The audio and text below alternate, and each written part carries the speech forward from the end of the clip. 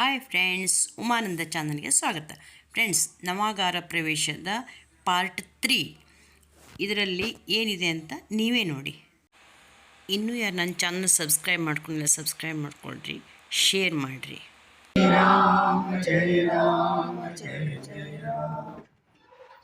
ಜೈ ಜೈ ಜೈ ಶ್ರೀರಾಮ್. ಜೈ ಜೈ ಜೈ ಜೈ ಶ್ರೀರಾಮ್. ಜನವರಿ 22 ಏನು ವಿಶೇಷ ಗೊತ್ತಾ ನಿಮಗೆ? ಗೊತ್ತಿರೋರು ಕೂಡಲೇ ಹೇಳಿ ಏನು ಅಂತ.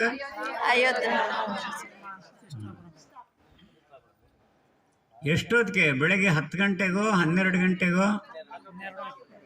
12 ಗಂಟೆ 20 ನಿಮಿಷಕ್ಕೆ 84 ಸೆಕೆಂಡ್ಗಳಲ್ಲಿ ಪ್ರತಿಷ್ಠಾಪನೆಯ ಪುಣ್ಯ ಕಾರ್ಯ, ಮಂಗಲ ಕಾರ್ಯ ನಡೆದೋಗುತ್ತೆ. ಈ ಕಾರ್ಯಕ್ರಮದಲ್ಲಿ ಎಷ್ಟು ಜನ ಭಾಗವಹಿಸ್ಬೋದು ಗೊತ್ತಾ ನಿಮಗೆ? ಒಂದು ಅಂದಾಜು ಮಾಡಿ. ಎಲ್ಲರೊಂದೇ ಇಲ್ಲಿ ಕುಳಿತಿರೋರೆಲ್ಲರೂ ಕೋಟ್ಯಾಂತರ ಜನ, ಕೋಟ್ಯಾಂತರ. ವಿಶ್ವದಲ್ಲೇ. ಈಗ ವಿಶ್ವದಲ್ಲಿ ಮಾತ್ರ ಇಲ್ಲ, ಸೃಷ್ಟಿಯ ಜೊತೆ ಭಾರತದ ಒಂದು ಸಜೀವ ಸಂಬಂಧ ಬೆಳೆದು ಬಿಟ್ಟಿದೆ. ಚಂದ್ರಯಾನ. ಹೀಗಾಗಿ ಚಂದ್ರಯಾನ ಅಂತ ಹೇಳಿದ ಮೇಲೆ ಆ ಚಂದ್ರ ಗ್ರಹವೋ ಉಪಗ್ರಹವೋ ಒಟ್ಟಿನಲ್ಲಿ ಅಲ್ಲೂ ಸಹ ರಾಮ ಮಂದಿರದಲ್ಲಿ ಬಾಲರಾಮನ ಪ್ರತಿಷ್ಠಾಪನೆಯ ಮಂಗಲ ಸ್ವರ ಅಲ್ಲಿಯೂ ತಲುಪಲಿದೆ. ಅಲ್ಲಿಂದ ಪ್ರತಿಧ್ವನಿತವಾಗಿ ಇಲ್ಲಿ ವಾಪಸ್ ಬರೋದಿದೆ. ಇಂತಹ ಮಂಗಲ ಕಾಲದಲ್ಲಿ ನಮ್ಮ ಪ್ರಧಾನಮಂತ್ರಿಗಳು ಸರಿಯಾಗಿ ಹೇಳಿದರು, ಭಾರತಕ್ಕೆ ಇದು ಅಮೃತ ಕಾಲ ಅಂತ. ಈ ಅಮೃತ ಕಾಲದಲ್ಲಿ ನಮ್ಮ ಆತ್ಮೀಯ ಸದಾನಂದ ಮತ್ತು ಉಮಾ ಅವರು ತಮ್ಮದೇ ಆದಂಥ ಒಂದು ನೆಲೆಯನ್ನು ಇಲ್ಲಿ ಪ್ರತಿಷ್ಠಾಪನೆ ಮಾಡ್ತಾ ಇದ್ದಾರೆ. ಹೀಗಾಗಿ ಶ್ರೀಧರರ ಅನುಗ್ರಹದಿಂದ ಪ್ರತಿಷ್ಠಾಪಿತವಾಗಿರತಕ್ಕಂಥ ಈ ಮನೆಗೆ ಸಕಲ ದೃಷ್ಟಿಯಿಂದಲೂ ಶುಭವೇ ಆಗುವುದಿದೆ, ಮಂಗಲವೇ ಆಗುವುದಿದೆ. ನಿಮ್ಮೆಲ್ಲರ ಪರವಾಗಿ ನಾನು ಈ ಮನೆ ಹೇಗಿರಬೇಕು ಅನ್ನೋದನ್ನು ಒಂದು 4 ಮಾತುಗಳಲ್ಲಿ ಹೇಳಿ ಮುಗಿಸ್ತೀನಿ. ಅದಾದ ಮೇಲೆ ನಾನು ಏನು ಹೇಳಿದ್ದೀನಿ ಅದೇ ಹೂರಣವಾಗಿರುವ ಹಾಡು ನಿಮ್ಮ ಬಳಿ ಬಂದು ತಲುಪಿದೆ. ಅದನ್ನು ನಾನು ಹೇಳಿಕೊಟ್ಟ ಮೇಲೆ ಎಲ್ಲರೂ ಹೇಳಬೇಕು. ನಮ್ಮ ಹಳೆ ಮೈಸೂರಿನಲ್ಲಿ ಒಂದು ಗಾದೆ ಇದೆ. ಹೊಸ ಮೈಸೂರಿನಲ್ಲೂ ಇದ್ದೇ ಇರಬೇಕು ಅಂತ ಅಂದ್ಕೊಂಡಿದ್ದೀನಿ. ನಮ್ಮೆಲ್ಲರ ಸಂಸ್ಕೃತಿ ಒಂದೇ ತಾನೆ. ಅದಕ್ಕೆ ಆ ಗಾದೆಯ ಪೂರ್ವಾರ್ಧ ನಾನು ಹೇಳ್ತೀನಿ, ಉತ್ತರಾರ್ಧ ನಿಮ್ಮ ಪೈಕಿ ಯಾರಾದರೂ ಒಬ್ಬರು ಹೇಳಿದ್ರು ನನಗೆ ತೃಪ್ತಿಯೇ. ಎಲ್ಲರೂ ಹೇಳಬೇಕು ಅಂತಿಲ್ಲ. ಮನೆ ಕಟ್ಟಿ ನೋಡು,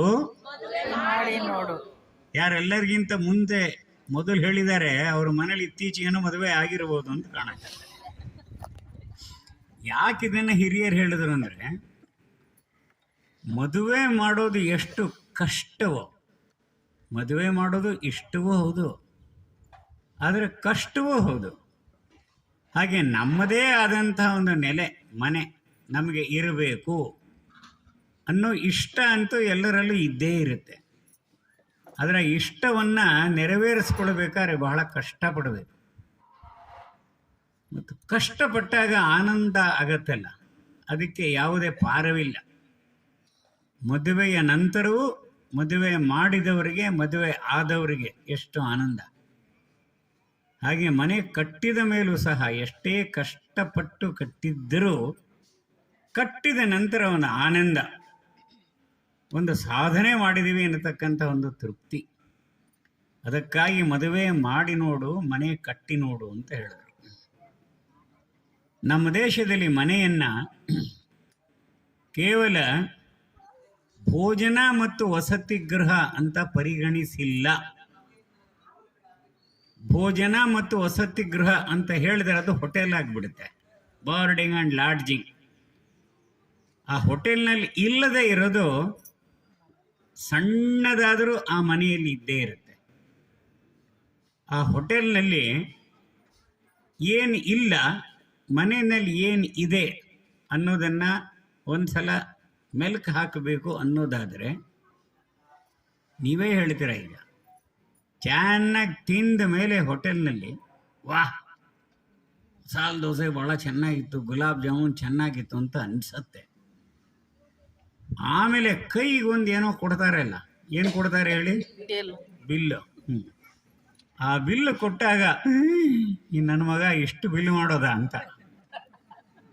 ಅಂದರೆ ಆ ಬಿಲ್ ನೋಡಿದ ಕೂಡಲೇ ಮನಸ್ಸಿಗೆ ನೆಮ್ಮದಿ ತೃಪ್ತಿ ಆಗುವ ಬದಲು ಅಸಮಾಧಾನವೇ ಆಗತ್ತೆ, ಸಿಟ್ಟು ಬರುತ್ತೆ. ಆದರೆ ಮನೆಯಲ್ಲಿ ಬಿಲ್ ಕೊಡೋದಿಲ್ಲ. ಇಲ್ಲಿರೋ ಗೃಹಿಣಿಯರು ನಿಮ್ಮ ಗೃಹಸ್ಥರಿಗೆ ಯಾವಾಗಲಾದರೂ ಬಿಲ್ ಕೊಟ್ಟಿದ್ದೀರಾ? ಇಲ್ಲ ಅಂಥೇಳಿ ನನಗೆ ಅನುಮಾನ ಆಗತ್ತೆ. ಆದರೆ ಏನು ಕೊಟ್ಟಿದ್ದೀರಾ ಅಂದರೆ, ನಮ್ಮ ಬಿಹಾರದವ್ರು ಹೇಳಿದ್ರು. ಬಿಹಾರದಲ್ಲಿ ಒಂದು ಕಾರ್ಯಕ್ರಮ ಆದಾಗ ನಾನು ಹೀಗೆ ಕೇಳಿದೆ, ಹೋಟೆಲ್ ಮೇ ಖಾನೆ ಕೆ ಬಾದ್ ಆಪ್ಕೆ ಹಾತ್ ಮೇ ಕ್ಯಾ ಮಿಲ್ತಾ ಹೈ? जी बिल मिलता है ಅಂತ ಹೇಳಿದ್ರು. घर में खाने से पहले ही घर के अंदर आप आ गए तब आपको क्या मिलता है? ಆಗ ಅವ್ರು ಕೂಡಲೇ ಹೇಳಿದ್ರು, घर में दिल मिलता है ಅಂತ. ಹೌದಾ? ದಿಲ್ ಕೊಡುವವರು ನೀವುಗಳು. ದಿಲ್ ಅಂದರೆ ಅಂತಃಕರಣ ಅಂತ.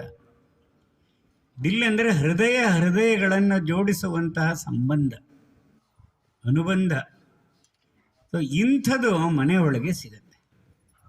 ಅದಕ್ಕೆ ಮನೆ ಅನ್ನೋದಕ್ಕೆ ಒಬ್ಬರು ಉತ್ತರ ಕನ್ನಡ ಜಿಲ್ಲೆಯ ಸರಸ್ವತಿ ಪುತ್ರಿ, ಪುತ್ರ ಅಲ್ಲ ಪುತ್ರಿ, ಕೂಜಳ್ಳಿ ಅಂತ ಅಲ್ಲೊಂದು ಮನೆಗೆ ಹೋಗಿದ್ದೆ. ಆಕೆ ಕೇಳಿದೆ, ಮನೆ ಅಂದರೆ ಏನಮ್ಮ ಅಂತ. ಎಲ್ಲಿ ಮನಸ್ಸಿಗೆ ನೆಮ್ಮದಿ ಸಿಗ್ತದೋ ಅದೇ ಮನೆ ಅಂತ ಹೇಳಿದ್ಲು. ಎಷ್ಟು ಚೆನ್ನಾಗಿದೆ. ಮ ಅಂದರೆ ಮನಸ್ಸು, ನೇ ಅಂದರೆ ನೆಮ್ಮದಿ. ಮನಸ್ಸಿಗೆ ನೆಮ್ಮದಿಯನ್ನು ಧಾರಾಳವಾಗಿ ಕೊಡುವಂಥ ತಾಣ ಅಂತ ಹೇಳಿದ್ರೆ ನಮ್ಮ ಮನೆ. ಅದರಲ್ಲಿ ನಾವು ಕಷ್ಟಪಟ್ಟು ಕಟ್ಟಿದ ಮನೆ. ಅದು ಎಷ್ಟು ದೊಡ್ಡದು ಎಷ್ಟು ಸಣ್ಣದು ಅನ್ನೋದು ಮಹತ್ವ ಅಲ್ಲ. ನಮ್ಮ ಮನೆ.